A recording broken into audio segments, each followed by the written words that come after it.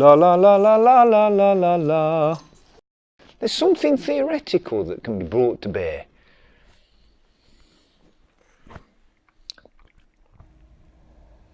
Oh, to start to round, what is it you need to do next? This sort of thing. So, your next steps: embrace the fact that you are an imposter, and that you're scared, and there's confidence, and all of us idiots are going to be telling you all loads of different stuff. The beautiful thing is, for us all at level 8, the journey is one of stories to tell after the event, usually. That's where we're at, isn't it? But you're here for a reason, and it was a good idea when you started, and it's still a good idea when you end, probably. So don't ever give up on yourself. Your supervisors will give up on you, but don't give up on yourself, right? That's sort of where it's a journey and a half. You don't even have to do this. But if you are interested in positioning, and I think it is a good idea that you are, because I think it will help you defend yourself, and I think it will help make it a bit more palatable. These would be the philosophical issues: essentialism or anti-essentialism. It's always a binary, it's either or. Anti-essentialism, or you essentialist or anti-essentialist, Mary? You see, so you know you've got a position. You can align that.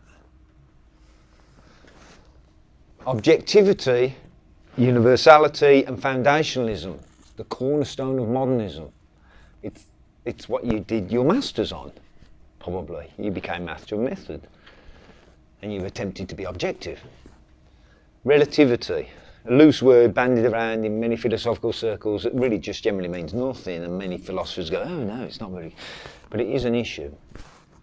Those are your 3 things. So you embrace your imposterness, you stay scared. The most important thing is that you just stay confident, and if you don't know your philosophy, you know what, it's more than likely you'll make it through anyway. They do say this about on a bike, you know, they sort of go, if you are travelling, I'm a bike rider myself, I've got a Vespa at the moment, I've got to 35 mile an hour through Blake and all today, which wasn't bad.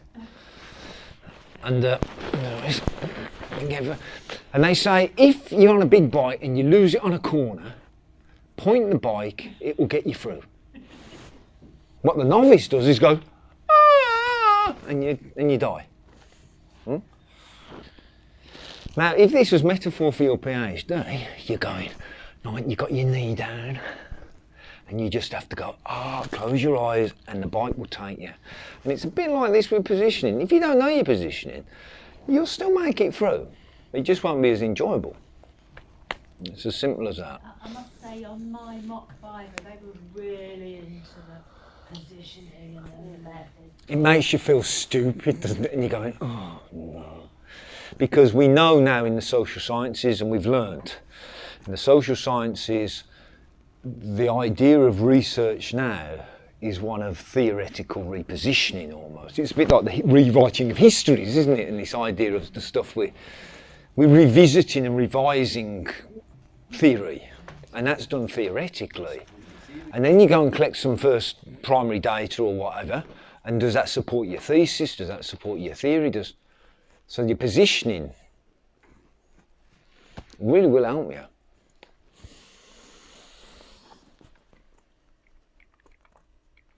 I was going to draw some triangles, I'm not going to. This is what you're going to do.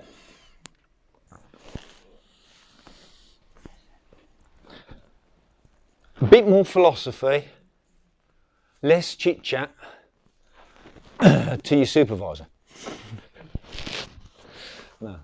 But you know what, it bode well. I was going to give a bit of a story about how come I got into the positionality. I've been in nursing and medicine all of my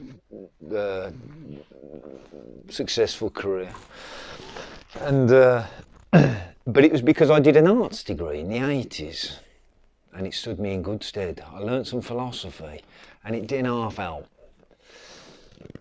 Just a bit. You don't need to know the whole lot. A beginner's book would probably help. That's all you need. It will help you. Better still, randomly pick one off that list when it goes up, and you can just go, you know what, I'm being a realist. And even if I'm not, I'm going to work out if I am. And I'm not one of them, I'm going to go for that one then. And you get a position. It's knowing where you're starting from. Or at least you get so far and turn around and go, that's what I am. Because once you've done that, you can stay aligned. That's the thing. Do more theory and less gabbing. That's what you've got to do, isn't it? Which is more important? Literature search or data analysis? You've spent all your life doing a literature search because it's painful, but at least you can do that. As the analysis it's hard and you're on your own, it's another bottle of wine. You are, in social sciences, you are the research. If you're not, go and count cells in the lab. Count test tubes in the lab. If you don't want to contaminate something, if you don't put your white coat on, and in the social sciences, most of us are dealing with people and things which affect that. You're in it. Show it. Less is more. If you find yourself wandering off theoretically and position-wise, you are. It'll be as simple as that. You really will be. And what will happen is your examiner is going to go, you're not sticking to the point. Less is more. Because less means you've got to do more on one little thing and you're going, it hurts.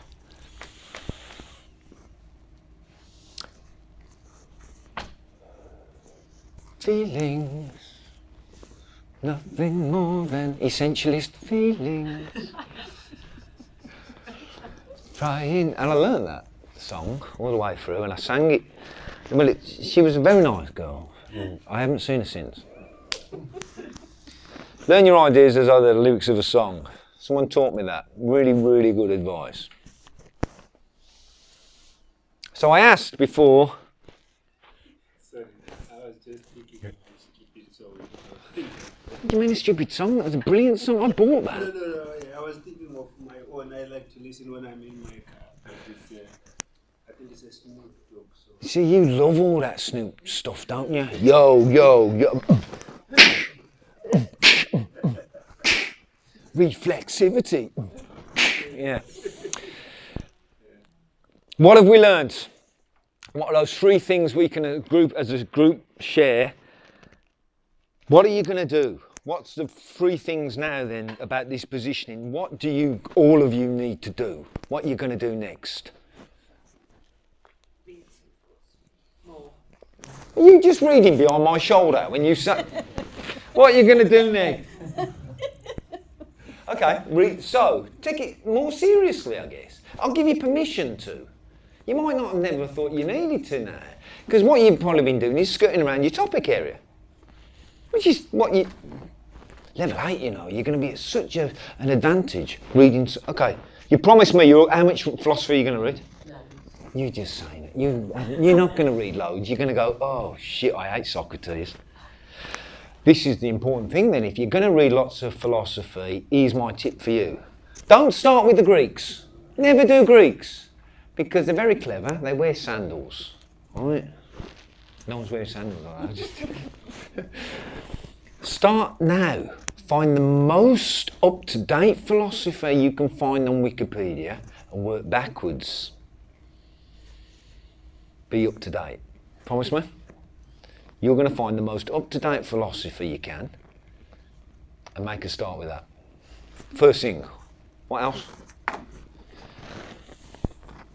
Position. How are you going to find your position? How are you going to secure your position? How then you're going to find out where you've got to go? That's what we're doing here. Come on, guys, what are you going to do? What's the next thing? You're going to read some philosophy, most up-to-date. You're not ever going to touch Plato or his imaginary stuff, because you can't really, because it's a long story. Don't go to any caves. Go on. Make me feel good about this session. What are you going to do, Mary? I'm going to go back over what I've done and think, am I aligned? Okay, what's the first thing you're going to do then to get aligned? What's the first, to make sure? How are you going to know? I'm going to go back to look at the positioning I've written about. Yeah. My stance. Yeah. So you go to your stance. Yeah. And the epistemology and ontology, whether that all flows through the whole way. Okay, so, yeah, exactly. So you're going to go to your abstract and then go to your aims at the beginning. You're going to go, the aim of this research is to do this, that and the other, doobie, and then to investigate probably the claims made of patients about their welfare and doobie, you're an IPA, you're doing IPA, and that's all proper. Then, as we did at the beginning, then you diligently start going, well, what are the main things for me? Probably there's essentialist claims there, isn't there? So then you go, right, what's some of these? And then you go through the whole lot and you make sure that you have not said anything about non-essentialism. That's basically where you're at. I doubt if you will, actually. It's just, some things just... Okay. It applies to you as all. Sure. Between stance and positionality. Yeah. It's only words. Words are all I have. That's another song I learned and she ran. It depends. In philosophy, it isn't just words, is it? It can never. But I suspect, yeah. Your stances are probably the stance that you can adopt differently throughout different parts of your argument, though, you see. So stance is probably a bit more localised in a sort of philosophical sense. So my stance in this particular premise of the overall alignment would be so. But I suspect, on the whole, philosophically, a stance is a position. So you could argue the same. Why do you ask that one? Oh, these bloody conversation analysis, I tell you what, you can't get a word in. You can't. Okay, one third thing then. So we're doing these three things. We're going to do a philosopher, the most up-to-date philosopher. When we're ready to hand in, we are going to seriously check for alignment. That's really the thing there. What's the third thing? What have you taken from today? What's the one thing? Don't use the Q word. Yeah. I'm not allowed to even say that. I get told off, don't use the Q word. Right, yeah, but no, you can't. Mary, you should not be saying that, Mary. I'm going to tell you. Go on, one thing you've learned. Or one thing you're going to take. I kind of already knew that. I've just got to check the alignment now. Just little things like my abstract isn't exactly the same as the thesis. Can I suggest another thing then? It's that confidence thing.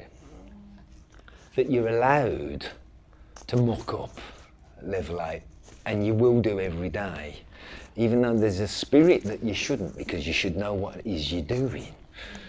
But when you get to these issues of positionality, so you muck up a bit, put it right. Positions may never change, but your position comes and goes. Oh, I'll say that to the camera. Positions may never change. What did I say? There's always a bright spark in the audience, but your position may come and go. And there is something in that as a sort. I'm using that as a failure. Philosophically, it never changes. That's why it is. It's like an element. An element. Hydrogen is hydrogen because it's got this certain atomic mass and all this malarkey. Essentialism is essentialism because it never. Essentialism is a philosophical, a metaphysical. But some days I might be essentialist and some days I might not be. Just make sure it's not in the same piece of work. That's it. Any last thoughts?